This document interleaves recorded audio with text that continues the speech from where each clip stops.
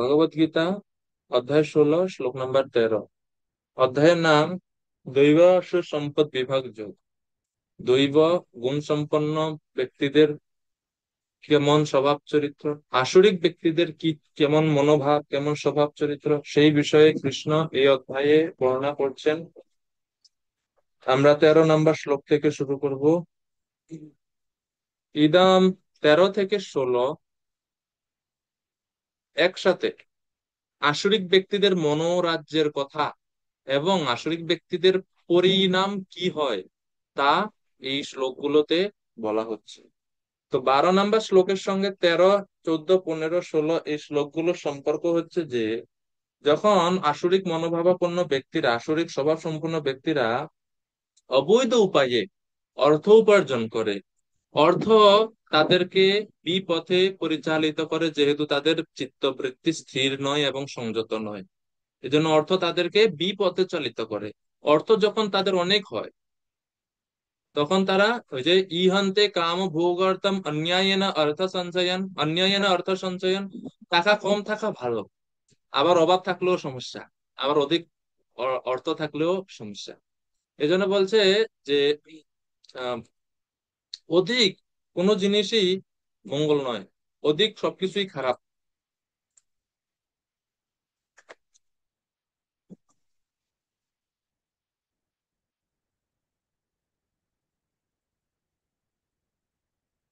এরকম শাস্ত্রে বলা হয়েছে যে অতি সর্বত্র বর্জয়ের, সবকিছুর মধ্যে অতি মানে অতিরিক্তটা বর্জন করো, যেমন অত্যাহার, প্রয়াসাশ্চ, প্রজল্প, নিয়মাগ্রহ, এসব গুলো হচ্ছে অতিরিক্ত। তো অন্যায়ন অর্থ সঞ্চয়ন, অর্থ তখন তারা সঞ্চয় করে অন্যায় পন্থায়, অন্যায় পদ্ধতিতে, তখন সেটা তাদের মধ্যে চিত্ত বৃত্তিকে আরো উত্তেজিত করে তোলে। যখন অর্থ থাকে তখন সে যে কোনো খারাপ কাজ করতে আর তার আর কোনো অসুবিধা হয় না, কারণ অর্থের ফলে সে সবকিছু করতে পারে। এবং এর ফলে তাদের কি পরিণাম হয়, মানে অবৈধ উপায়ে অর্থ উপার্জনের পর অসুরদের ভাবনা কেমন হয়, সেই কথা এই শ্লোকগুলোতে বলা হচ্ছে 13 থেকে 16।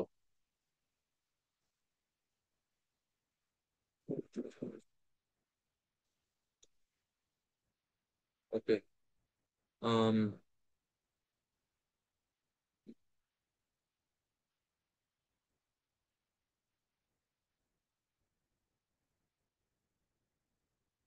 কেউ আপনাদের মধ্যে এই শ্লোকগুলো পড়তে পারবেন? স্বেচ্ছায় কেউ চাইলে হাত উঠাতে পারেন, শ্লোকগুলা পড়বেন সিরিয়াল। বড়দয়া নিতে প্রভু হ্যান্ড রেস করছেন। আর কেউ? আচ্ছা, 2 জন। আমাদের 13, 14, 15, 16 চারটে চারটা শ্লোক আছে, 4 জন লাগবে। আর দুইটা কে কে করবেন? এক একজনকে এক একটা করে পড়তে দিন। সবে অংশগ্রহণ করলেন। আচ্ছা, 3 জন হলো। আরেকজন?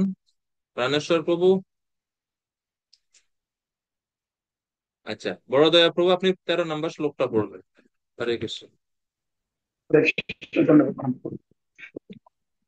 ইদমদ্য ময়া লব্ধম ইমং প্রাপ্সে মনোরথম মনোরথম ইদমপি মে মে ভবিষ্যতি ভবিষ্যতি। পুনরুত্থম। ধন্যবাদ প্রভু। গোপমিত্র প্রভু, পরেরটা 14। হরে কৃষ্ণ বহু প্রণাম। প্রভু। असौ मया हतो शत्रु हर्निशे च पुराणैरपि ईश्वरः महं भोगी सिद्धोऽहं बलवान् सुखी। হরে কৃষ্ণ। ধন্যবাদ প্রভুজি। কমলাক্ষী অচ্যুত প্রিয়া মাতাজি, 15 নাম্বার শ্লোক। হরে কৃষ্ণ বহু প্রণাম। প্রণাম মাতাজি। আদ্য বিজানবানস্মি কোহ নাস্তি সদৃশো ময়া যক্ষে দাস্যামি মোদিত্বা ইত্যজ্ঞান বিমোহিতাঃ। অনেক ধন্যবাদ মাতাজি। কৃষ্ণ সর্বপ্রিয় প্রভু,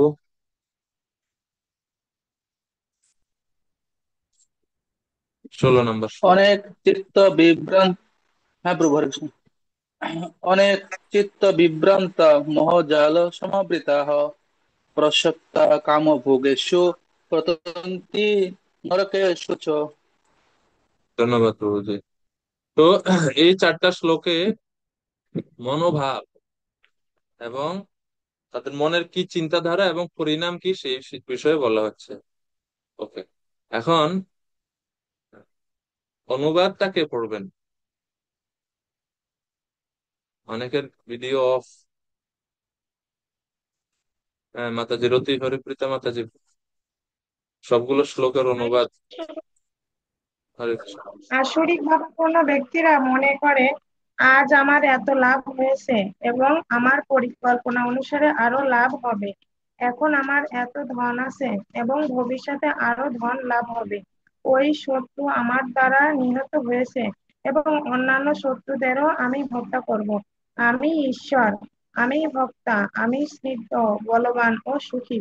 আমি সবচেয়ে ধনবান এবং অভিজাত আত্মীয় স্বজন পরিবৃত। আমার মতো আর কেউ নেই।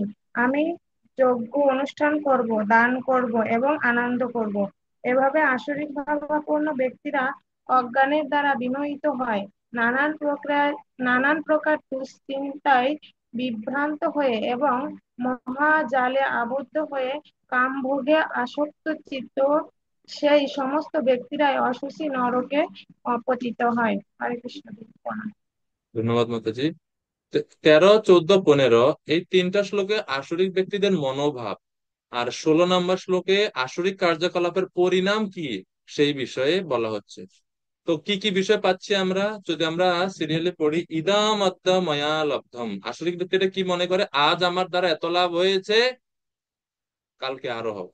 ইদম আত্মা ময়া লব্ধম, তারপরে ইদম প্রাপ্সে মনোরথম, এবং আমার পরিকল্পনা অনুসারে আরো লাভ হবে। তো তারা সবসময় তাদের অর্থনৈতিক জড়জাগতিক অবস্থার উন্নতি করতে চায়, এবং এই উন্নতির পিছনে ছুটতে গিয়ে তারা জীবনের যে প্রকৃত উদ্দেশ্য, প্রকৃত লক্ষ্য, সেই লক্ষ্য হারিয়ে ফেলে। এরপরে ইদম অস্তি ইদম অপি মে ভবিষ্যতি পুনর্ধনম, বলা হচ্ছে এখন আমার এত ধন আছে, ভবিষ্যতে আরো ধন লাভ করব আমি। তারপরে অসৌময়া হত শত্রু, এই শত্রু আমার দ্বারা নিহত হয়েছে। হনিষ্যে চ অপরানপি, এবং অন্যান্য শত্রুদেরকে আমি হত্যা করব, এই হচ্ছে তাদের মনোভাব। তারপরে কিভাবে আরো ঈশ্বর অহম অহম ভোগী, আমি হচ্ছে ভোক্তা, আমি ঈশ্বর, আমি সিদ্ধ, আমি বলবান, আমি সুখী। সিদ্ধ অহম বলবান সুখী। আঢ্য অভিজনবান আস্মি, আমি সবচেয়ে ধনবান এবং অভিজাত আত্মীয় স্বজন পরিবৃত হয়ে আমি জীবন ধারণ করছি। আমার আর কোনো কমতি নেই কোনো কিছু। আমার কত অর্থ আছে, কত সোনা স্বর্ণ রূপা, বাড়ি গাড়ি ব্যাংক ব্যালেন্স কত আছে, অভাব নাই। তারপরে কো অন্য অস্তি সদৃশময়, আমার মতো আর কেউ নেই। কে আছে আমার মতো? আমার মতো আর কেউ নেই, আমার সমান আর কেউ নেই, আমি সর্বোচ্চ। ইয়ক্ষে দাস্যামি মোদিষ্যে, আমি যজ্ঞ অনুষ্ঠান করব, আমি দান করব, আমি আনন্দ করব। যজ্ঞ অনুষ্ঠান, দান, এগুলো তো ভালো, কিন্তু এই ব্যক্তি যখন এগুলো করে, এগুলো ভালো না। কেননা উনি সবকিছু করছেন ওনাকে হাইলাইট করার জন্য। উনি যোগ্য করছেন অনেক টাকা খরচ করে, খরচা করে। কেন করছেন? সবাই যাতে ওনার মহিমা কীর্তন করে, যে অমুক বাবু অত টাকা খরচ করে যজ্ঞ করলো। তো লক্ষ্য হচ্ছে, কেন্দ্রবিন্দু হচ্ছে ভগবান সন্তুষ্টি না, নিজের চিত্ত, নিজের অহংকারকে আরো বৃদ্ধি করা। আমি যজ্ঞ অনুষ্ঠান করব, দান করব, আনন্দ করব, ইতি জ্ঞান বিমোহিত, এইভাবে আসুর স্বভাব স্বভাব ব্যক্তিরা অজ্ঞানের দ্বারা বিমোহিত হয়। তো ভগবান বিস্তারিত ভাবে আসরিক স্বভাব সম্পন্ন ব্যক্তিদের মনোভাবের কথা বলছেন এই কারণে, যাতে আমরা আমরা নিজেদেরকে আমরা চেক করতে পারি যে এইরকম মনোভাব যদি আমাদের ভিতরে আসে, আমরা যেন নিজেকে আমি চিনতে পারি, নিজেকে আমি হচ্ছে সংযত করতে পারি। এই জন্য ভগবান লক্ষণগুলো বলছেন, লক্ষণের উপর ভিত্তি করে যেন আমি আমার নিজের শাসন নিজে হতে পারি। এজন্য বলা হচ্ছে যে নিজেকে নিজের গুরু হতে হবে, নিজেকে নিজের শাসন করতে হবে। গুরু যেরকম শিষ্যকে শাসন করে, নিজে নিজের গুরু হতে হবে, অর্থাৎ নিজেকে নিজে শাসন করা শিখতে হবে। তা না হলে সব, গুরুদেব আমাদেরকে নির্দেশ দিয়েছেন বিধিনিষেধ অনুসরণ করার জন্য। সেই নির্দেশ পালন করতে হলে প্রচেষ্টা, গুরুদেবের আশীর্বাদে চেষ্টা কাকে করতে হবে? আমাকেই করতে হবে। গুরুদেব তো সবসময়, আমি যদি কোনো ভুল করি, গুরুদেবকে আমার সবসময় আমি হয়তো গুরুদেবের সেই উপদেশ নির্দেশ তো হয়তো নাও উপলব্ধি করতে পারি। গুরুদেব তো আমার সাথে নেই এখন। গুরুদেব অন্তর্যামী রূপে অনুপ্রেরণা দিচ্ছেন, বাহ্যিক ভাবে থেকে তিনি উপদেশ দিচ্ছেন, দিক নির্দেশনা দিচ্ছেন, যেটা করবে না এটা করো। এখন যেগুলো করবে না বলছেন গুরুদেব, সেগুলো যদি আমি করি তাহলে দোষ কার? সেজন্য বলছেন নিজে নিজের গুরু হওয়া শেখা উচিত আমার। এর আমরা প্রকৃষ্ট উদাহরণ দেখি শ্রীমদ্ ভাগবতমে অবধূত ব্রাহ্মণের 24 গুরুর সেই এপিসোডে। 24 গুরু, অবধূত ব্রাহ্মণ একাদশ স্কন্ধে ভাগবত মনে হয় 24 জন গুরু ছিল। এক একজন গুরুর কাছ থেকে তিনি এক একটা জিনিস লাভ করেছেন। তো আচার্যগণ বলছেন আসলে অবধূত ব্রাহ্মণের 24 গুরু না, অবধূত ব্রাহ্মণ নিজেই নিজের গুরু। এবং নিজে তিনি তার বৈদিক জ্ঞানকে, বৈদিক প্রজ্ঞাকে, শাস্ত্রীয় জ্ঞানকে ব্যবহার করে তিনি প্রকৃতির এই সমস্ত বিষয় থেকে তিনি শিক্ষা গ্রহণ করে নিজেকে নিজে শাসন করলেন। তো নিজেই তিনি নিজের গুরু। ঠিক আছে। তো আপনারা জানেন 24 গুরুর বর্ণনা বা কে কে তারা। এর মধ্যে প্রথমটা হচ্ছে আহ অবধূত ব্রাহ্মণের প্রথম গুরু হচ্ছে পাইথন। পাইথন মানে হচ্ছে অজগর।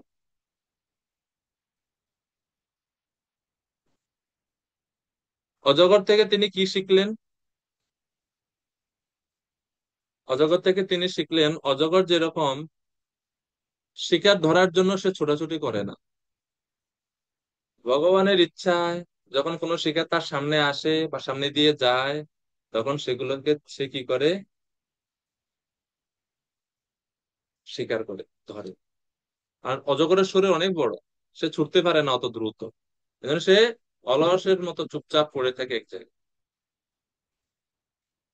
তো এখান থেকে শিক্ষা অবধূত ব্রাহ্মণ কি শিখলেন? অবধূত ব্রাহ্মণ শিখলেন যে ভগবানের কৃপায়, ভগবানের ব্যবস্থাপনায় যা কিছু সহজলভ্য জীবনে, তা নিয়ে আমাদের জীবন ধারণ করা উচিত। অত্যধিক মাত্রায় অন্য জিনিসের প্রতি, অন্যের সম্পদের পিছনে আমাদের ছোটা উচিত না। ঈশোপনিষদের শিক্ষার সাথে অবধূত ব্রাহ্মণের এই প্রথম যে গুরু অজগর, অজগরের শিক্ষা অনেক মিল আছে। ঈশাবাস্যম ইদম সর্বম ইয়ৎ কিঞ্চ জগত্যাম জগৎ তেন ত্যক্তেন বুঞ্জিতা মা গৃধ কস্যচিৎ ধনম। ভগবান হচ্ছেন সবকিছুর মূল মালিক। ভগবান হচ্ছে প্রোপ্রাইটার। ঈশাবাস্যম, উনি সর্বত্র বিরাজমান, সবকিছু ওনার থেকে আসছে। আমরা ভোগকর্তা না, আমরা ভোক্তাও না। আমরা জাস্ট কর্তার অভিমান করি, আমরা ভোক্তা অভিমান করি। এই অভিমানটাই আমাদের মূল সমস্যা, যেটা আসরিক ব্যক্তিরা ভাবেন। এবং আসরিক সম্পন্ন ব্যক্তিদেরই এটা হচ্ছে স্বভাব যে তারা অভিমান করে আমি ভোক্তা। ভক্তদের এই অভিমান থেকে মুক্ত থাকা উচিত। তো এই হচ্ছে অবধূত ব্রাহ্মণের প্রথম গুরু পাইথন, অজগর। ওনার দ্বিতীয় গুরু হচ্ছে ভূমি, আর্থ। ভূমি থেকে উনি কি শিখলেন? ভূমি থেকে অবধূত ব্রাহ্মণ শিক্ষা গ্রহণ করলেন যে আমাদের সহ্য শক্তি, সহ্য ক্ষমতা আমাদের থাকতে হবে। সুখ দুঃখ, আনন্দ, তারপরে শীত গ্রীষ্ম, দিন রাত, ভালো মন্দ, এই জগৎটা পরিপূর্ণ হচ্ছে দ্বৈত ভাব নিয়ে। ডুয়ালিটি সব জায়গায় ভগবান রাখছেন এই জগতে। চিন্ময় জগৎ দ্বৈত, দ্বন্দ্ব ভাব থেকে মুক্ত, দ্বন্দ্ব মোহ থেকে মুক্ত। চিন্ময় জগৎ, এই জড় জগৎ হচ্ছে দ্বন্দ্ব যুক্ত। এজন্য দুইটাই আপনি দেখবেন। আপনি নিরবিচ্ছিন্ন সুখে থাকতে পারবেন না, আবার সবসময় যে আপনার জীবনে দুঃখ থাকবে তাও না। আপনি হয়তো সুখে থাকবেন কিছুদিন, আবার কিছুদিন দুঃখ, আবার কিছুদিন সুখ, আবার কিছুদিন দুঃখ, আবার সুখ দুঃখ একই সঙ্গে, এরকম। তো অবধূত ব্রাহ্মণ শিখলেন যাই হোক জীবনে আমাদের কি করতে হবে? সহ্য ক্ষমতা থাকা উচিত। তিতিক্ষব কারুণিকা সুহৃদা সর্বদেহিনাম অজাত শত্রব শান্তা সাধব সাধু ভূষণা। শ্রীমদ ভাগবতমে 3য় স্কন্ধে 25 অধ্যায়ে বলা হচ্ছে ভক্তদের সাধু ভূষণ, সাধুদের কিছু ভূষণ থাকা উচিত। কি ভূষণ? প্রথম ভূষণ হচ্ছে তিতিক্ষব, মানে সহ্য ক্ষমতা, টলারেন্ট। তারপরে কারুণিকাহা, করুণা পূর্ণ, দয়া ভাব থাকা উচিত অন্য জীবের প্রতি। সুহৃদা সর্বভূতানাম, সকল জীবের সুহৃদ হবেন। ওনার কোনো শত্রু থাকবে না। তার অজাত শত্রুভ, তার কোনো শত্রু নেই, অজাত শত্রুভ। শান্তাহা, শান্তা মানে হচ্ছে তিনি সবসময় শান্ত, জড় বাসনা থেকে মুক্ত। এবং সাধব মানে সদ্গুণাবলীতে পূর্ণ। এই হচ্ছে সাধু ভূষণা, এই হচ্ছে একজন সাধুর ভূষণ। একজন সাধু, একজন ভক্ত, তিনি জড় আহ, ধাতুর অলংকার দ্বারা ভূষিত হন না। তিনি হচ্ছেন এই সমস্ত গুণের দ্বারা ভূষিত হন, এবং এই সমস্ত গুণগুলো হচ্ছে নিত্য ভূষণ, এগুলো হচ্ছে নিত্য অলংকার। এই অলংকার গুলো কখনো হারায় না, কোনো চোরে এগুলো চুরি করতে পারে না, এবং মৃত্যুর পরেও এগুলো হারায় মানে মানে লস হয় না, হারিয়ে যায় না। এই গুণ, এই অলংকার গুলো সব সময় থাকে। তো যারা প্রকৃতই বিজ্ঞ মানুষ, বিজ্ঞজন, তারা এই সমস্ত যেটা নিত্য অলংকার সেটা অর্জনের জন্য চেষ্টা করবেন। তো এই দ্বিতীয় গুরুর কাছ থেকে তিনি শিখলেন সহ্য ক্ষমতা। ওনার 3 নম্বর গুরু ছিল পিজন। পিজন মানে হচ্ছে কবুতর। এখান থেকে তিনি শিখলেন excessive attachment two things always keeps one disturbed. দেহ, দেহাসক্ত কোন ব্যক্তির প্রতি, কোন বস্তুর প্রতি অত্যাধিক আসক্তি আমাদেরকে সবসময় চিত্ত বিভ্রান্ত করে রাখে, আমাদের সবসময় বিচলিত করে রাখে। অত্যাধিক মানে দেহ সম্বন্ধীয় বস্তুর প্রতি, জড়জাগতিক জিনিসের প্রতি যখন অত্যাধিক আসক্তি, পরিবারের সদস্যদের বা আত্মীয় স্বজনদের প্রতি যখন অত্যাধিক আসক্তি থাকবে, সেই আসক্তি বন্ধনের কারণ হবে। সেটা তিনি শিখলেন কবুতরের কাছে। মিত্রবিন্দা মাতাজি,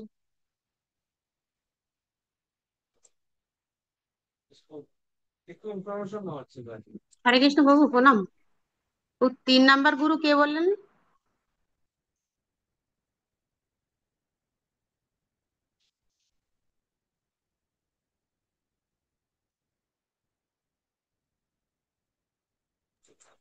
মাতাজি বলুন কি বলছিলেন।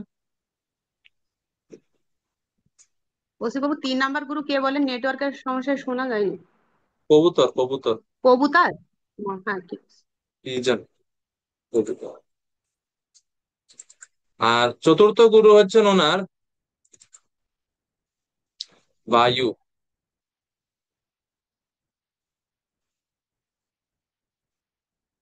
বায়ু থেকে তিনি কি শিখলেন? বায়ু থেকে অবধূত ব্রাহ্মণ শিখলেন যে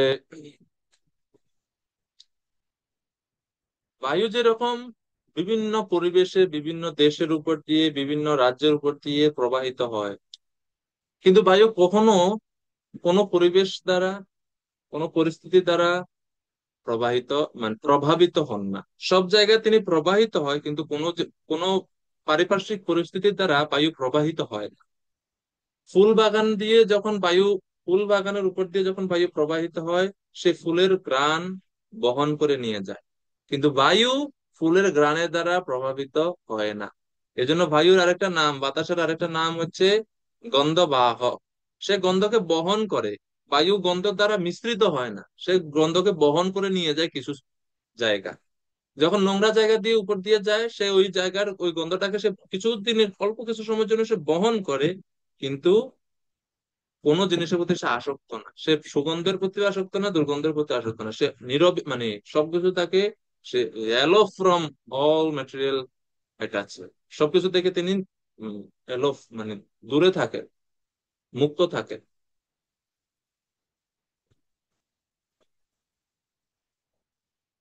এই হচ্ছে ওনার চতুর্থ গুরু বায়ু। এরা আরো বিস্তারিত আহ বর্ণনা মানে এক একটা গুরু থেকে এক একটা ক্লাস হয়। আমাদের একটা ছোট কোর্স আছে, আমরা এক সময় করেছিলাম 24 গুরু 24টা ক্লাস। ওই ওই অংশটা আপনারা পড়লে আরো বিস্তারিত জানতে পারবেন। এরপরে ওনার পঞ্চম গুরু হচ্ছে চন্দ্র, চন্দ্রদেব, চাঁদ, মুন। চাঁদ থেকে তিনি কি শিখলেন? চাঁদ থেকে তিনি শিখলেন যে চাঁদের যেরকম বিভিন্ন ফেজ আছে, একই রকম ভাবে আমাদের জীবনেও এরকম অনেক ফেজ আছে। কখনো কখনো চন্দ্র পূর্ণ থাকে, পূর্ণিমার চাঁদ পরিপূর্ণ থাকে। যখন অমাবস্যার দিকে যখন যায়, ধীরে ধীরে ধীরে ধীরে চন্দ্র ক্ষীণ হতে থাকে, কমতে থাকে, এবং একটা সময় খুবই পাতলা চন্দ্র দেখা যায়। তো এই জগতে আমরা যখন এই জড় জগতে থাকা মানে হচ্ছে জীবন সবসময় পরিপূর্ণ থাকবে না, কমতি থাকবে, আংশিক হবে, কখনো অর্ধপূর্ণ হবে, কখনো পুরো পূর্ণতা প্রাপ্ত হবে। এই জগৎটা হচ্ছে এরকম, চন্দ্রের যেরকম সবসময় চন্দ্রের যে বিভিন্ন ফেজ থাকে, জীবনের এরকম যে বিভিন্ন ফেজ থাকে। তো এই জন্য তিনি বলছেন যে কিভাবে চন্দ্র যেরকম মাঝে ধীরে ধীরে ধীরে ধীরে বৃদ্ধি প্রাপ্ত হয়, ধীরে ধীরে ধীরে ধীরে ক্ষীণ হতে থাকে, আমাদের এই জড়দেহ ও ধীরে ধীরে আমরা বৃদ্ধি প্রাপ্ত হই, আবার নির্দিষ্ট বয়স পরে আমাদের দেহ আবার ধীরে ধীরে ধীরে ক্ষীণ হতে থাকে, ক্ষয় হতে থাকে। আমাদের শেখা উচিত এটা চক্রের কাছ থেকে, যে কোনো জিনিসই এই জগতে স্থায়ী না, সবকিছুই হচ্ছে সময়ের সঙ্গে সঙ্গে সবকিছু। আমরা ছোটবেলা পড়াশোনা করি, বড় হয়ে আমরা প্রাইমারি স্কুল থেকে হাই স্কুলে উঠি, হাই স্কুল থেকে কলেজ, ভার্সিটি, গ্রাজুয়েশনের পরে চাকরি, চাকরির পরে বিয়ে শাদী, বিয়ের পরে সন্তানাদি, এরপরে বৃদ্ধ হয়ে গেলেন, এরপরে নাতি নাতনি, এরপরে হরে কৃষ্ণ। এই যে জগৎ, এই হচ্ছে জীবন। এই জন্য বলছে যে চন্দ্র যেরকম কখনো পূর্ণিমা অমাবস্যার দ্বারা সে প্রভাবিত হয়, চাঁদ কখনো, চন্দ্রদেব কখনো এর দ্বারা প্রভাবিত হন। আজকে পূর্ণিমা হচ্ছে, এটাকে ইংরেজিতে বলে ওয়াক্সিং এন্ড ওয়ানিং মুন। তো এই জগতেও সবকিছু হচ্ছে অনিশ্চিত, কখন কি বাড়ে কি কমে, পূর্ণতা পাবে অপূর্ণ হবে, আমাদের এইগুলা সহ্য মানে এটা নিয়েই জগৎ, এই নিয়েই জীবন, এইভাবে এই ধারণা নিয়ে আমাদের জীবন ধারণ করা উচিত। কোনো কিছুকে গ্রান্টেড হিসেবে নেওয়া উচিত, যিনি আমাকে রক্ষা করেই দিবে, হবে না এরকম। তারপরে অবধূত ব্রাহ্মণের ষষ্ঠ গুরু হচ্ছে ওয়াস। ওয়াস ছিলেন আপনারা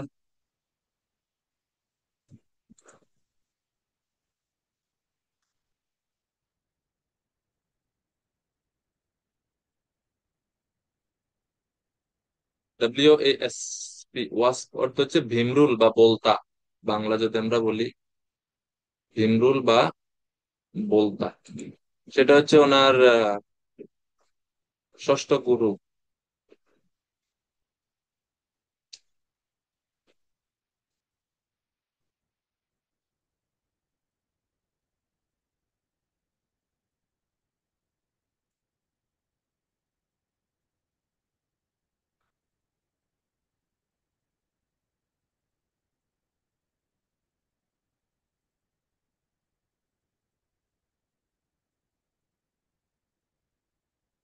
যখন ভীমরুল বা বলতা সে ডিম পাড়ার সময় হয়, সে তার বাসা তৈরি করে, তৈরি করে কোন একটা পোকাকে ধরে এনে ওই বাসার মধ্যে সে আটকে রাখে, রেখে এর পুরো বাসাটা মাটি দিয়ে আবৃত করে দেয়।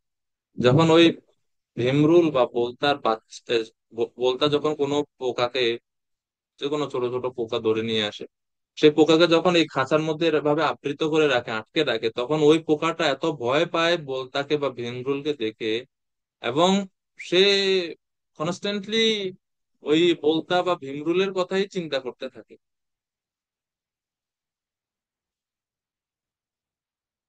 অতিরিক্ত ভয়ের কারণে সে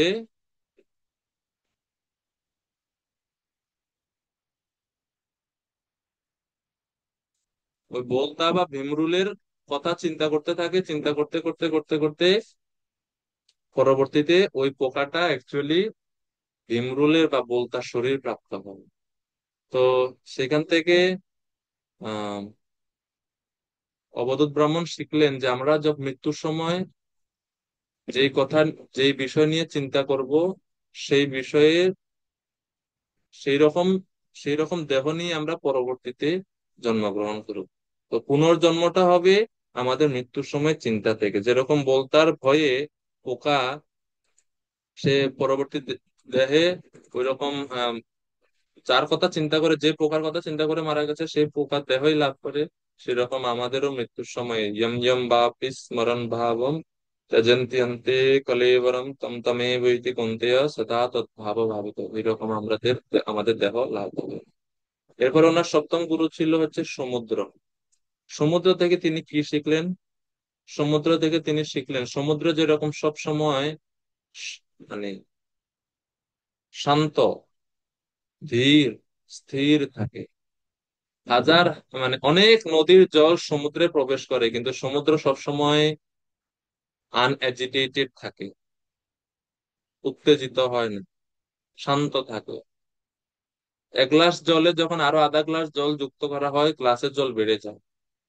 সমুদ্রের জলে, সমুদ্রের মধ্যে যে প্রতিনিয়ত নদীর এত জল প্রবাহ প্রবেশ করছে, সমুদ্র কখনো প্রভাবিত হয় না, বা সমুদ্র কখনো তার তীরভূমি বা বেলাভূমি অতিক্রম করে লোকালয়ে যায় না সহজে। সমুদ্র সমুদ্র সবসময় স্থির থাকে। তো এখান থেকে অবধূত ব্রাহ্মণ শিখলেন ভগবদ গীতা, একটা খুব সুন্দর শ্লোক আছেন, অপরিয়মানম অচল প্রতিষ্ঠম সমুদ্রমাপ প্রবিশন্তি যদ্বৎ তদ্বৎ কামায়ম প্রবিশন্তি সর্বে সশান্তিমাপ্নোতি ন কামকামী।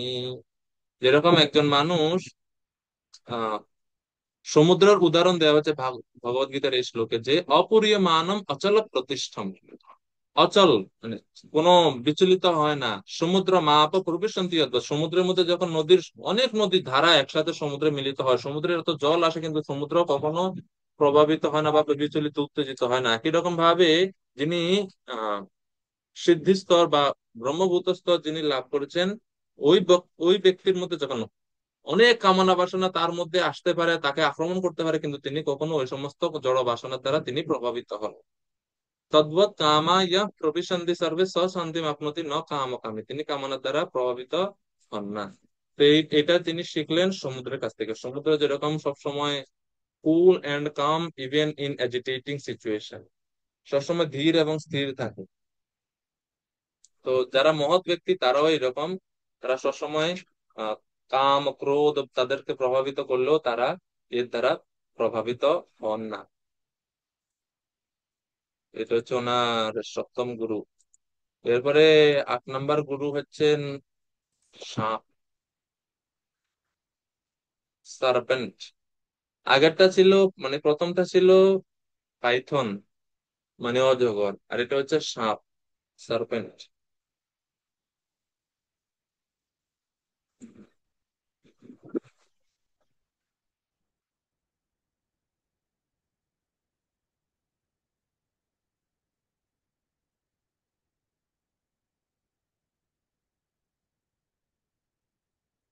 যেরকম সাপ থেকে কি শিখলেন, যে সাপ কখনো নিজের জন্য কোনো ঘরবাড়ি তৈরি করে না।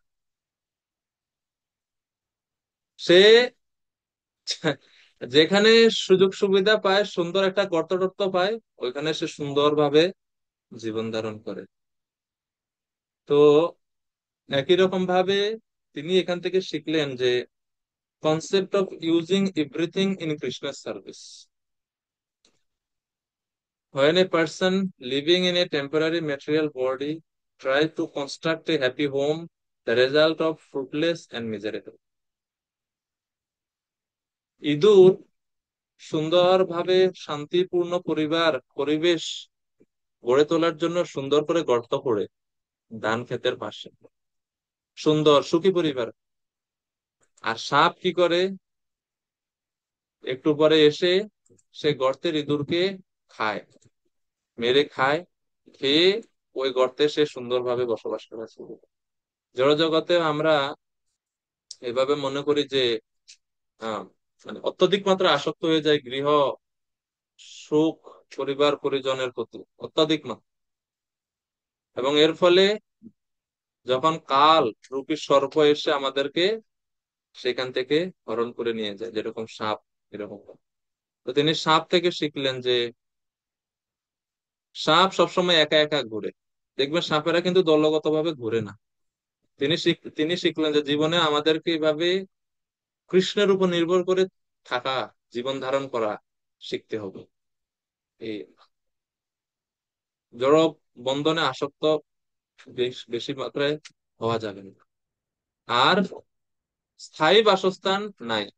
একজন সন্ন্যাসী বা একজন যেহেতু অবধূত ব্রাহ্মণ, তিনি ওই সময় বৈরাগ্য জীবন যাপন করছিলেন এবং তিনি রিনাউন্সড লাইফ, সন্ন্যাস জীবন যাপন করছেন। তো তিনি এখান থেকে শিক্ষা গ্রহণ করলেন যে সন্ন্যাসী তিনি কোনো নির্দিষ্ট জায়গায় থাকবেন না, বসবাস করবেন না, সবসময় একা একা ভ্রমণে করবেন। .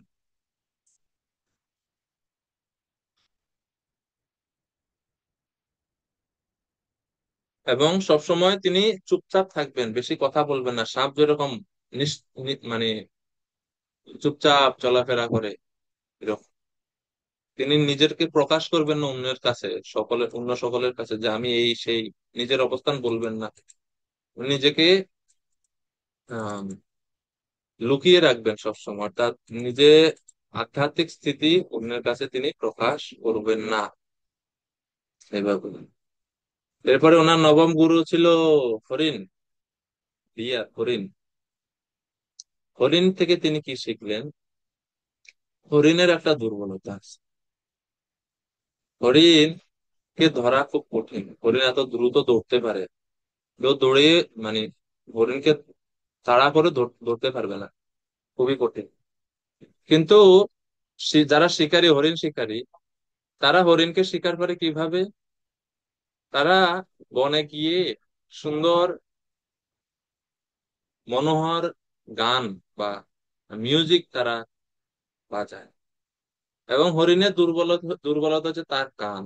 সে যখন সুন্দর মনোহর আকর্ষণীয় শব্দ শুনে, তখন সে আর স্থির থাকতে পারে না। এবং কোথা থেকে এই শব্দ আসতেছে, এই গানের বা এই মিউজিক, এই সঙ্গীতের ধ্বনি আসতেছে, সে ওইদিকে ধাবিত হয় পাগলের মতো। সে দেখে না আশেপাশে কি হচ্ছে, এখানে কোনো ফাঁদ আছে কিনা, কোনো শিকারী আছে কিনা, এগুলো কিছু সে চিন্তা করে না।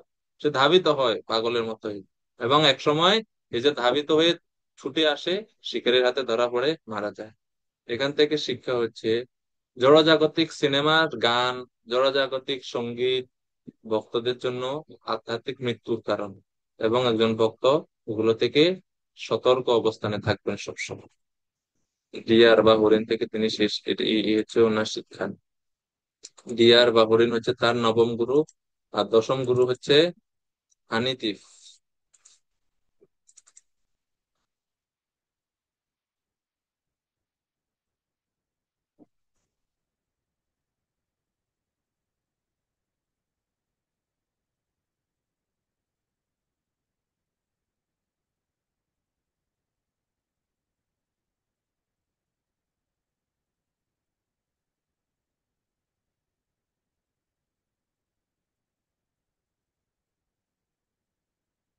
হানিবি বা মৌমাছি, মৌমাছি থেকে তিনি কি শিখলেন? আমাদের এই জগতে জীবন ধারণের সময় সব সময় খালি নিজের জন্য সঞ্চয় সঞ্চয় সঞ্চয়, এই মনোবৃত্তি ঠিক না। আপনার যা আছে, আপনার যদি বেশি থাকে, যার নাই তাকে আপনি সেই জিনিস দিয়ে তাকে সহযোগিতা করা উচিত। এই যে শেয়ারিং মেন্টালিটি, অন্যকে সহযোগিতা করার প্রবণতা বা মনোভাব, এটা তিনি মৌমাছির কাছ থেকে শিখেন। আপনি যদি শেয়ার না করেন অন্যদের সাথে, যদি আপনার অনেক সুযোগ সুবিধা আছে, অর্থ আছে, বিত্ত আছে, জড়জাগতিক অনেক কোয়ালিফিকেশন আছে আপনার, যেই ভক্তের নাই বা যার সেটা নাই, অভাব আছে, যার দরকার, তাকে আপনার দেওয়া উচিত, তাকে তার সাথে শেয়ার করা উচিত। যদি না করা হয়, তাহলে প্রকৃতির নিয়মে একটা সময় প্রকৃতি সবকিছু আপনার কাছ থেকে হরণ করে নিয়ে যায়, বাধ্য হবে। এবং মৃত্যু হচ্ছে সর্বশেষ আক্রমণ প্রকৃতি কর্তৃক। মৃত্যুর সময় সবকিছু আপনার কাছ থেকে ছিনিয়ে নেওয়া হবে। সবকিছু থাকবে আপনার, কোটি কোটি টাকা, জায়গা জমি সব থাকবে, কিন্তু আপনি আর থাকবেন না সেখানে। তো এই জন্য বলা হচ্ছে, জীবিত অবস্থায় যতটুকু সম্ভব সামর্থ্য অনুসারে আমাদের অবশ্যই আমাদের সম্পত্তি, আমাদের যা কিছু দক্ষতা যোগ্যতা আছে তা দিয়ে অন্যকে সহযোগিতা করে। Learn to share, otherwise you will lose everything. এই শিক্ষা তিনি এই হানি বি বা ভ্রমরের কাছে, ভ্রমর মৌমাছি হাজার হাজার ফুল থেকে কষ্ট করে সে মৌমাছি মধু সংগ্রহ করে, কিন্তু মধু নিজেও খায় না, আরেকজনকেও খাইতে দেয় না। আর এক সময় মৌয়াল, যারা মধু সংগ্রহ করে মৌয়াল বলে, সে যায় গিয়ে সমস্ত মধু মৌচাক থেকে নিয়ে আসে। তো গ্রিডি পার্সন, যারা লোভী অত্যন্ত, তারা এরকম, তারা খালি জমা করে জমা করে জমা করে, তারা দিতে চায় না। সামর্থ্য আছে কিন্তু দেওয়ার মন নাই। তো তারাও এরকম মৌমাছির মতন, তারাও এরকম এভাবে প্রতারিত হয়। মৌয়াল এসে বা প্রকৃতির নিয়মে একসময় সবকিছু তার কাছ থেকে নিয়ে যাওয়া হয়। এজন্য বলছে শেয়ার করতে হবে। যা কিছু আছে আপনার, সেটাই আপনার অন্যকে দান করা শিখতে হবে, তার অন্যর সাথে ভাগাভাগি করে নেওয়া শিখতে হবে। শেয়ার করলে আমাদের কেয়ার বাড়ে। Sharing is caring. Sharing means giving someone a portion of your time, your knowledge, your talent, your wealth, whatever you have. Share করা মানে কি? আমার যা আছে সেটা, আমার সময় হতে পারে, এমন না যে অন্য সবসময় আরেকজনকে অর্থ দিয়ে আরেকজনকে সহযোগিতা করতে পারবো না। সময় হতে পারে, আপনার জ্ঞান হতে পারে, আপনার কোনো দক্ষতা হতে পারে, আপনার কোনো সম্পদ হতে পারে, যা কিছু আছে তার, আপনার যা আছে তার কিছু অংশ অন্যকে দেওয়া। Sharing means giving someone a portion of your time, your knowledge, talent, position, what ever, to help আদার।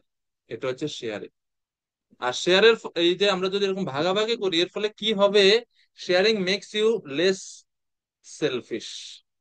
আমরা যেরকম ভাগাভাগি করে নেই আমাদের যা কিছু আছে তা, এর ফলে আমরা কম, মানে আমাদের যে যে মানে কি বলে, স্বার্থপরতা কমে আমাদের, লেস সেলফিশ। আর এভাবে আমরা যখন আমাদের সম্পত্তি, আমাদের যা কিছু আছে তা যদি আমরা অন্যের সঙ্গে শেয়ার করি, ভাগাভাগি করে নিই, তার ফলে এটা হচ্ছে আমাদের, মানে আমরা বুঝাই যে আমরা একজন মানুষকে কতটুকু স্নেহ করি, একজন মানুষকে কতটুকু আমরা ভালোবাসি। Sharing is the love that you show to people. আর নিজে ভোগ করার ফলে যতটুকু তৃপ্তি পাওয়া যায়, যখন আমরা 10 জনে মিলে ভোগ করি বা আনন্দটা ভাগাভাগি করে নিই, তখন আনন্দটা বা তৃপ্তিটা 10 গুণ বৃদ্ধি পায়। এজন্য শেয়ার করা উচিত, ভাগাভাগি করা উচিত। কথা কেটে কেটে আসছে, মনে হয় আমার এখানে নেটের সমস্যার কারণে। এখন আমি তো এটা সমাধান করতে পারবো না, ওয়াইফাই কানেকশন তো প্রভুজি। যাই হোক, তো মূল যে বিষয়টা ছিল যে আমাদের নিজের নিজে গুরু হওয়া উচিত। তা না হলে এই সমস্ত যে অসৎ বা এই যে আসরিক গুণাবলী গুলো, সেগুলো আমরা নিজেরা ধরতে পারবো না।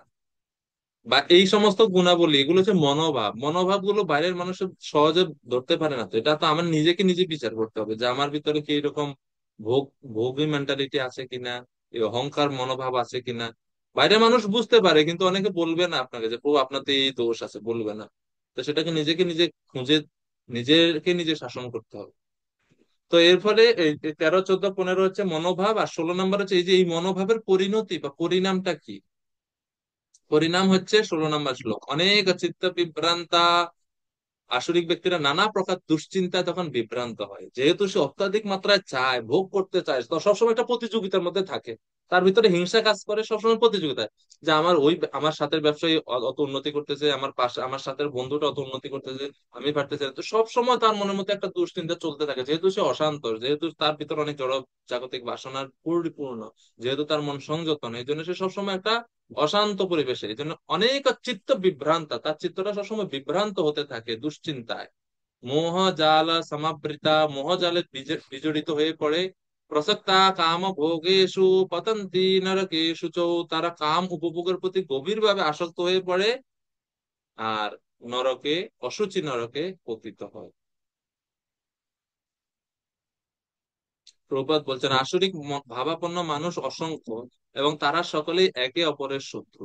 এই শত্রুতা গভীর থেকে গভীরতর হতে থাকে, এবং প্রথমে ব্যক্তিগত, তারপর পরিবারে, তারপর সমাজে, তারপর রাষ্ট্রে, তারপর এক রাষ্ট্রের সাথে অপর রাষ্ট্রে, এইভাবে সমগ্র জগৎ জুড়ে যুদ্ধ, শত্রুতা, বিবাদ লেগেই আসে। এই হচ্ছে আসরিক ব্যক্তিদের। আসরিক ব্যক্তিদের মধ্যে পরস্পরকে সহযোগিতা মনোভাব নেই। তারা একা একা নিজে নিজের উন্নতি, নিজে নিজে ভালো থাকতে চায়, এই হচ্ছে তাদের প্রবণতা। আর এই জন্য তারা সবসময় অসুখী।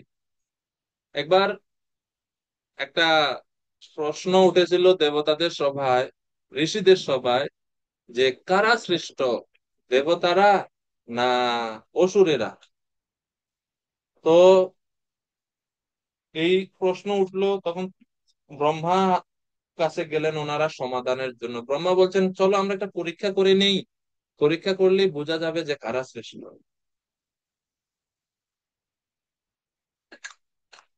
এখন পরীক্ষা করার জন্য গেলেন ওনারা। এখন পরীক্ষা কি?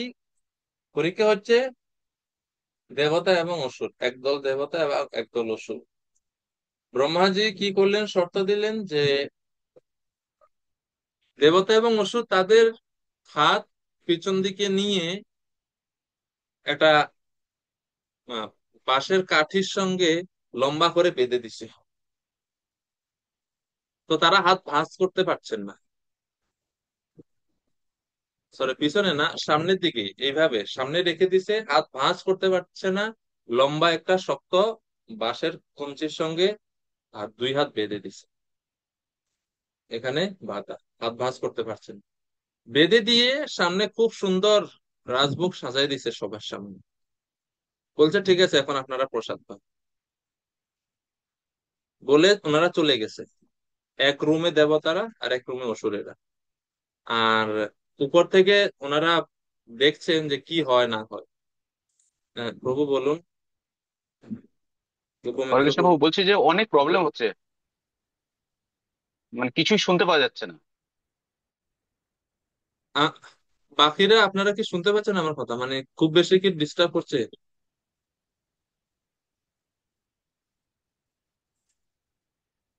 বড়দয়া প্রভু। হ্যাঁ গোপমিত্র বাবু, আপনি একবার ফোনটা রিস্টার্ট করুন, আমরা ক্লিয়ার ছিলাম, একদম ক্লিয়ার আছে। দয়াসাগর প্রভু, শুনতে পাওয়া যায় ঠিক মতো?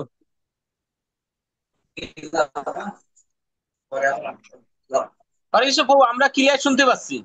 ও তাইলে আহ, মনে হয় তাহলে গোপমিত্র প্রভুর এখানে নেটে কোনো সমস্যা কিনা কি জানি। একাদশীর কারণে মনে হয় মোবাইল বা ল্যাপটপও দুর্বল হয়ে গেছে, কাজ করতেছে না, দুর্বল, সারাদিন উপবাস। বিনয়ী নিতাই প্রভু, শোনা যায় ঠিক মতো? আচ্ছা, ঠিক আছে। যাচ্ছে প্রভু, হরে কৃষ্ণ। হরে কৃষ্ণ। এখন ব্রহ্মা আদি ঋষিরা তারা দেখছেন কি হয়। তো অসুরেরা যেহেতু হাত ভাঁজ করতে পারছে না, এখন খাবে কি করে? তো তারা লম্বা হাত তো,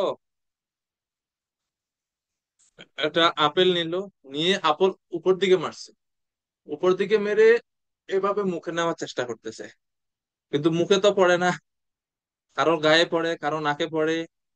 তারপরে অন্য সবজি আছে, এখন এগুলো কিভাবে খাবে? তো তারা সবাই সবাই নিজে নিজের মতো করে খাওয়ার চেষ্টা করতে কিন্তু নাস্তানাবুদ অবস্থা। মানে সারা শরীরে খাবার টাবার পরে একেবারে অবস্থা খারাপ। এটা গেল অসুরদের রুমের অবস্থা। এখন দেবতাদের দিকে কি হচ্ছে, ওনারা গেলেন ওইদিকে, তখন দেবতারা চিন্তা করলো যে আমরা তো হাত ভাঁজ করা আছে, ভাঁজ করতে পারছি না, হাত বাঁধা আছে, আমরা নিজেরা নিজেকে খেতে, মানে নিজেরা নিজেরা খেতে পারবো না। তখন তারা কি করলেন, এরকম মুখোমুখি করে বসলেন। তো একজন দেবতা, উনি ওনার প্লেট থেকে প্রসাদ নিয়ে ওনার সামনের জনকে দিয়েছে, যেহেতু হাত সোজা, ভাঁজ করতে পারছেন না, হাত সোজা, উনি নিয়ে সামনের জনকে খাওয়াচ্ছে। অপর পাশের দেবতা, উনি এনাকে খাওয়াচ্ছে। এভাবে মানে ইনি এনাকে দিচ্ছে, ইনি এনাকে দিচ্ছে, এভাবে সুন্দরভাবে তারা প্রসাদ, মানে পুরো প্রসাদ খাওয়া শেষ করবে। তখন মুনি ঋষিরা তখন বাইরে থেকে তারা বিচার করে সিদ্ধান্ত দিলেন তারা যে কারা শ্রেষ্ঠ। কারা শ্রেষ্ঠ? আপনারা এই এই আহ কাহিনী থেকে কি বুঝলেন, শ্রেষ্ঠ কারা এবং কেন তারা শ্রেষ্ঠ? কেন শ্রেষ্ঠ? কে শ্রেষ্ঠ, কেন শ্রেষ্ঠ? মাতাজি বলুন। হরে কৃষ্ণ প্রভু প্রণাম। দেবতারা শ্রেষ্ঠ, কারণ তারা, তাদের ভিতরে অহংকার ছিল না। তারা নিজেরা মানে আত্ম উপলব্ধি করতে পেরেছিল, আত্ম অহংকার ছিল না, তারা একজন একজনকে খাইয়ে দিয়েছিলেন। এর থেকে নিজেরা নিজেরা তৃপ্ত হয়েছেন, অন্যও তৃপ্ত হয়েছে। হরে কৃষ্ণ। দয়াসাগর প্রভু,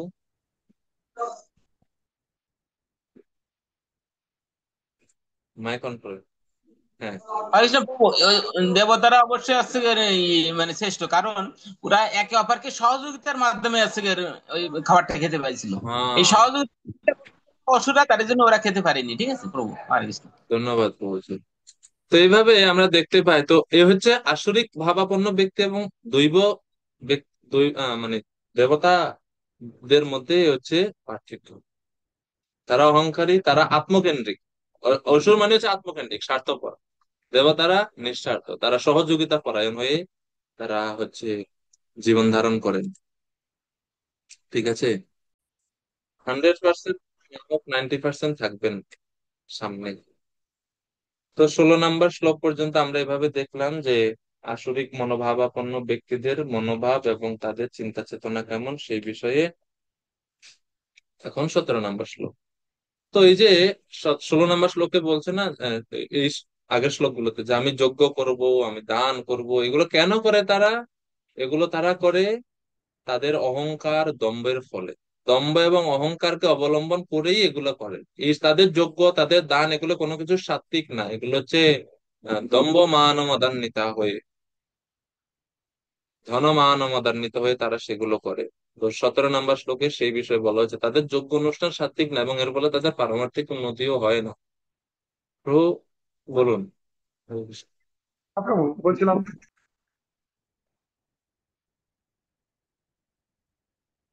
তো এই হচ্ছে অবিধি পূর্বকমের নবম অধ্যায়ের এবং এই শ্লোকের ব্যবহৃত যে অবিধি পূর্বকম, এর মধ্যে হচ্ছে পার্থক্য হচ্ছে এটা।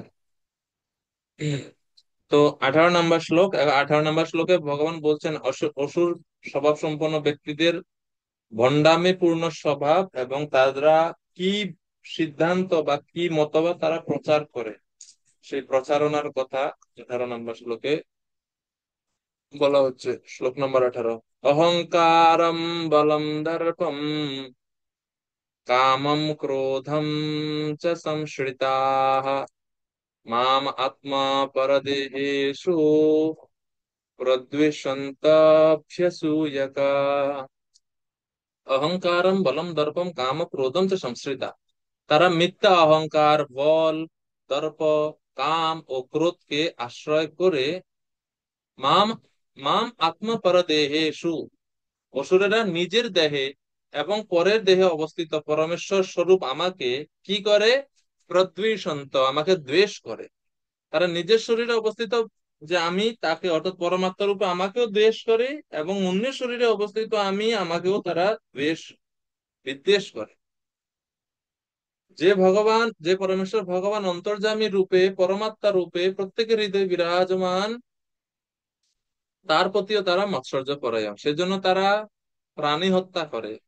তারা ভগবান যে অন্য জীব, অন্য সকলের হৃদয়ে রয়েছেন সেটা তারা উপলব্ধি করে না, অন্য প্রাণীদেরকে কষ্ট দেয়। এবং অভ্যসূয়ক, এবং তারা সাধুদের গুণেতে দোষ আরোপ করে। অভ্যসূয়ক মানে হচ্ছে গুণের মধ্যে দোষ। সাধুদের গুণ রয়েছে দয়া, তারা দয়াশীল, তারা ক্ষমাশীল, কিন্তু তারা এই দয়া বা ক্ষমা ক্ষমা বুঝবে না। তারা বুঝবে সাধু রয়েছে দুর্বল এবং ভীতু। অর্থাৎ সাধুদের দোষগুলোকে তারা, সাধুদের গুণগুলোকে তারা দোষ হিসেবে তারা চিন্তা করে বা গ্রহণ করে। এইভাবে এই হচ্ছে আসরিক ভাবাপন্ন ব্যক্তি। ভগবানকে দ্বেষ করে, প্রত্যেক জীবের হৃদয়ে ভগবান রয়েছেন, তার সেই সেই হৃদয়ে স্থিত ভগবানকে তারা দ্বেষ করে, এবং সাধুদের প্রতি, সাধুদের গুণেতে দোষ আরোপ করে। এইভাবে, এবং এই আসরিক স্বভাব সম্পন্ন ব্যক্তিদের আসরিক স্বভাব থেকে তারা কখনো বিচ্যুত হয়নি। 19 নম্বর শ্লোকে, 20 নম্বর শ্লোকে এই বিষয়ে বলা হচ্ছে, সেই বিদ্বেষী ক্রূর ও নরাধমদের আমি এই সংসারে অশুভ আসুরি জনিতে অবিরত নিক্ষেপ করি। যেহেতু তারা অসুর স্বভাব সম্পন্ন, সেজন্য ভগবান তাদেরকে বারবার, মানে পরবর্তী জন্মে বারবার আসুরিক জনিতে, আসুরিক অশুভ পরিস্থিতিতে, পরিবেশে তাদেরকে ভগবান নিক্ষেপ করেন বারবার, তাদেরকে ওইখানেই ভগবান জন্ম দেন। তো প্রভুপাদ বলছেন যে এই শ্লোক থেকে আমরা বুঝতে পারি যে পরমেশ্বরের ইচ্ছার প্রভাবে জীবাত্মা কোনো বিশেষ শরীর প্রাপ্ত হয়। আসরিক মানুষেরা ভগবানের পরমেশ্বরত্ব অস্বীকার করে, এবং পরবর্তী জীবনে তারা ভগবানের ইচ্ছা অনুসারে তারা সেই রকম আসরিক পরিবারেই জন্মগ্রহণ করে, তারা আর উন্নত দেহ লাভ করতে তারা পারে। তা নহম ধিসত ক্রূরা। এবং এই যে তারা নরকে, আহ 16 নম্বর শ্লোকে বলছেন নরকে অশুচি নরকে তারা পতিত হয়। অশুচি নরক বলতে যেসব নরক তীব্র যন্ত্রণা এবং ভীষণ দুঃখদায়ক। নরক মানে দুঃখদায়ক, যন্ত্রণাদায়ক। এর মধ্যে, নরকের মধ্যে গ্রেডেশন আছে।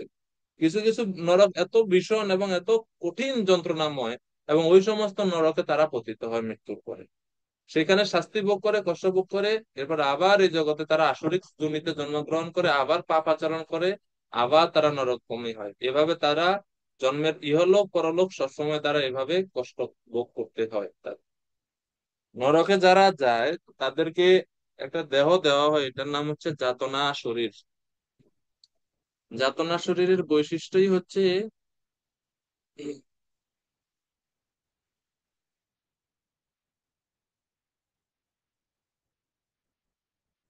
যাতনা শরীরের বৈশিষ্ট্যই হচ্ছে যে যতই কষ্ট ভোগ করে না কেন, দেহ থেকে মানে আত্মা বের হয় না।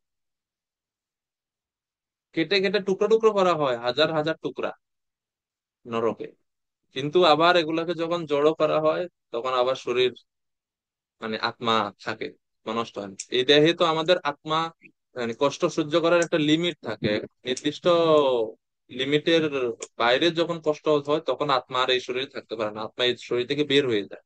যেমন কেউ খুব মেজর অ্যাক্সিডেন্ট যদি হয়, অ্যাক্সিডেন্টে খুব অনেক রক্তক্ষরণ যদি হয়, আত্মা আর থাকতে পারে না এই শরীরে। কিন্তু নরকের দেহগুলো এরকম, যে এরকমই যে মানে যতই কষ্ট ভোগ করে না কেন আত্মা বের হবে না, মানে তাকে কষ্ট সহ্য করতে হবে, ভোগ করতে হবে, কষ্ট তাকে তাকে পেতে হবে, এরকম নরক। অসুখ আসরিক জনি গুলো এরকম। তো প্রবাদ বলছেন এই ধরনের আসরিক জীবন সর্বদাই কামার্ত, কাম, সর্বদাই অত্যাচারী ও কুৎসিত, সর্বদাই অপরিচ্ছন্ন হয়ে থাকে। তারা ঠিক জঙ্গলের শিকারীদের মতো আসরিক প্রজাতির অন্তর্ভুক্ত, মানে তারা সবসময় ওইদিকে জন্ম মানে আহ হিংস্র পরিবেশে, বন্য পরিবেশে তারা জন্মগ্রহণ করে, পাপপূর্ণ পাপ জনিতে তারা জন্মগ্রহণ করে, এবং এর ফলে ক্রমশ তাদের অধোগতি হয়। অধো গচ্ছন্তি তামসা। শ্লোক নম্বর 20। আসুরিম যোনি মা পন্না মূঢ়া জন্মনি জন্মনি মাম অপ্রাপ্য কৌন্তেয় ততো ইয়ান্তি অধমাম গতিম। হে কুন্তেয়, জন্মে জন্মে অসুরজনি প্রাপ্ত হয়ে সেই মূঢ় ব্যক্তিরা আমাকে লাভ করতে অক্ষম হয়ে তার থেকেও অধম গতি প্রাপ্ত হয়, অধমগতি অধোগতি তারা প্রাপ্ত হতে থাকে।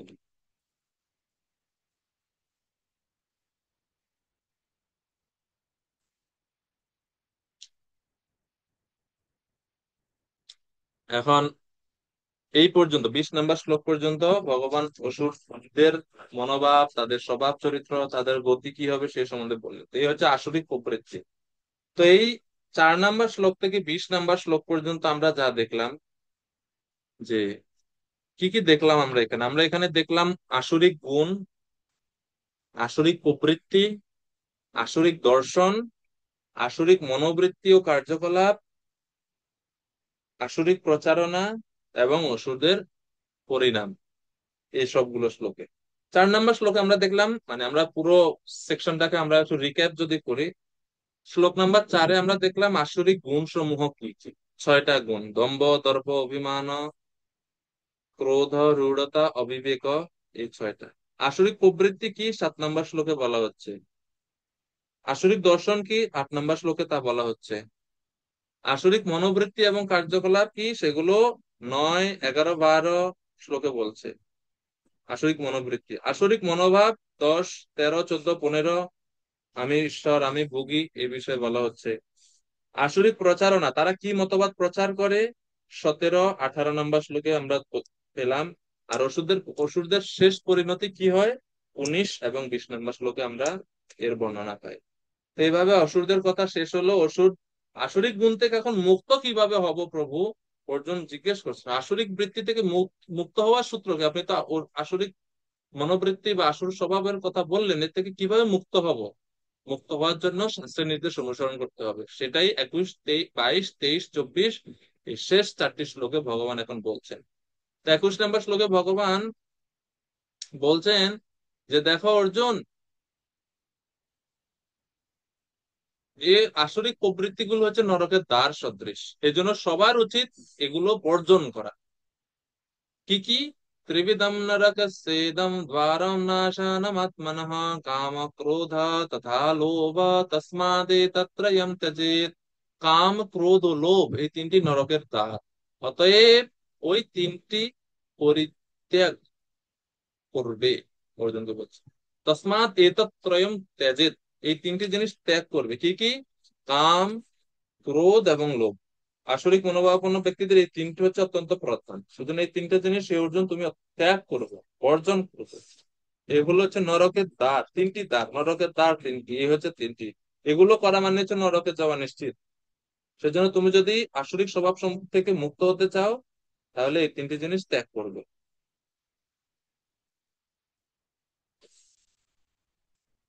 এই তিনটি জিনিস ত্যাগ করলে কি ফল হবে? 22 নম্বর শ্লোকে বলছে, এ তুই বিমুক্ত কৌন্তেয় তমোদ্বারৈ ত্রিভির নরঃ আচরত্যাত্মনা শ্রেয় ততো ইয়াতি পরম গতিম। হে কুন্তেয়, এই তিন প্রকার তমোদ্বার থেকে মুক্ত হয়ে মানুষ আত্মার শ্রেয় আচরণ করেন এবং তার ফলে পরাগতি লাভ করে থাকেন। যখন এই তিনটে জিনিস থেকে তুমি মুক্ত হবে, গুণ থেকে মুক্ত, তমোদ্বার থেকে মুক্ত হবে, অজ্ঞানতা থেকে মুক্ত হবে, নরক থেকে মুক্ত হবে এবং আত্মার শ্রেয় আচরণ করে। আত্মার শ্রেয় মানে কি?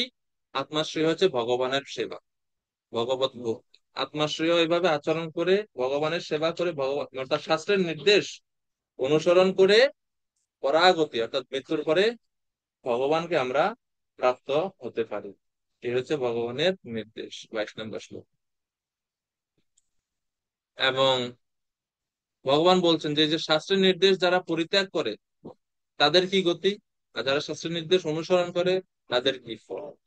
23-24 নম্বর এই দুইটি শ্লোকে দুইটি বিষয় বলছে। যারা শাস্ত্র নির্দেশ গ্রহণ করে না, অর্থাৎ আত্মার শ্রেয় আচরণ করে না, শাস্ত্রের নির্দেশ অনুসরণ করে, তাদের কি হবে? ইহা শাস্ত্রবিধি মুৎসৃজ্য বর্ততে কামকারতঃ না সা সিদ্ধিমবাপ্নোতি না সুখম ন পরাম গতিম। যে শাস্ত্রবিধি পরিত্যাগ করে কামাচারে বর্তমান থাকে, সে সিদ্ধি, সুখ এবং পরাগতি লাভ করতে পারে না। গেল, এটা হচ্ছে শাস্ত্র নির্দেশ অনুসরণ না করলে। কামকারত অর্থাৎ নিজের মতো করে কাম আচরণ প্রবৃত্ত থাকলে, নিষিদ্ধ কর্মগুলোতে প্রবৃত্ত থাকলে সিদ্ধি লাভ, সুখ লাভ, পরাগতি লাভ করতে পারে না। শাস্ত্রবিধি মানে হচ্ছে শাস্ত্রের নির্দেশ। বর্ণ এবং আশ্রমের জন্য যে ভিন্ন ভিন্ন নির্দেশ ভগবান দিয়েছেন বৈদিক শাস্ত্রে, সেই সমস্ত শাস্ত্রের যথাযথ অনুসরণ এবং ভক্তিমূলক কর্ম অনুসরণ। আর যারা শাস্ত্রবিধি অনুসরণ করে তাদের কি ফল হবে?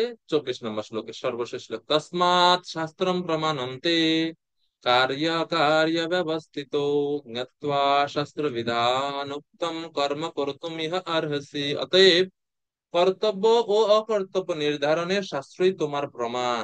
অতএব শাস্ত্রীয় বিধানে কথিত হয়েছে যে কর্ম, তা জেনে তুমি সেই কর্ম করতে যোগ্য হও, সেই কর্ম করতে তুমি প্রবৃত্ত হও। নিষিদ্ধ কর্ম, শাস্ত্রীয় বহির্ভূত কর্ম কোন সময় করবে না হে অর্জুন। এভাবে ভগবান ওনার উপদেশ দিয়ে শেষ করলেন। তো আমাদের শাস্ত্র নির্দেশ অনুসরণ করা উচিত। শাস্ত্রের গুরুত্ব রয়েছে, কেননা শাস্ত্র হচ্ছে ভ্রম, প্রমাদ, করণা, পাঠ, বিপ্রলিপ্সা এই চারটি ত্রুটি থেকে মুক্ত। তো সেই জন্য আমরা যদি শাস্ত্রকে অনুসরণ করবো, আমরা এই চারটি ত্রুটি থেকে মুক্ত হয়ে শুদ্ধ বিশুদ্ধ ভক্তিযোগ ভগবানকে আমরা জানতে পারি। তো সেজন্য কর্তব্য, অকর্তব্য, করণীয়, অকরণীয়, ভালো মন্দ বিষয়ে আমরা যা কিছু শিখবো, বুঝবো, শাস্ত্রের বিধান অনুসারে সেটা আমাদেরকে সিদ্ধান্ত নিতে হবে। হরে কৃষ্ণ হরে কৃষ্ণ কৃষ্ণ কৃষ্ণ হরে হরে, হরে রাম রাম রাম হরে হরে। তো আজকে আমরা এই পর্যন্তই। সবাইকে অনেক অনেক ধন্যবাদ। ইতি দৈব অসুর আসরিক প্রীতিগুলির পরিচয় বিষয়ক দৈবাসুর সম্পদ বিভাগ যোগ নামক শ্রীমৎ ভগবত গীতার 16 অধ্যায়ের ভক্তি বেদান্ত তাৎপর্য সমাপ্ত। হরে কৃষ্ণ।